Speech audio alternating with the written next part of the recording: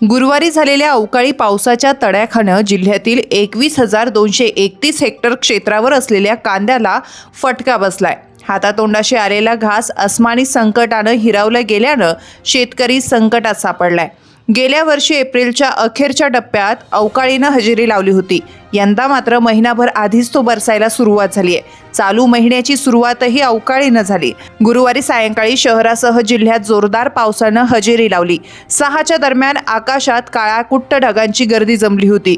काही वेळातच विजांच्या कडकडाटात जोरदार पावसाला सुरुवात झाली। जवळपास तासभर पावसाचा धिंगाणा सुरू होता।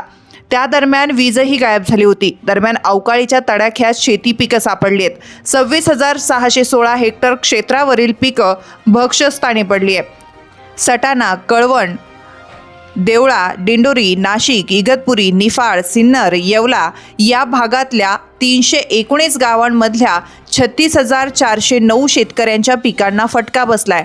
220 हेक्टरवरील मका, 1,902 हेक्टरवरील गहू, 844 हेक्टरवरील भाजीपाला, 641 हेक्टरवरील द्राक्ष, 1,611 हेक्टरवरील डाळिंब याप्रमाणे पिकांचं नुकसान झालंय।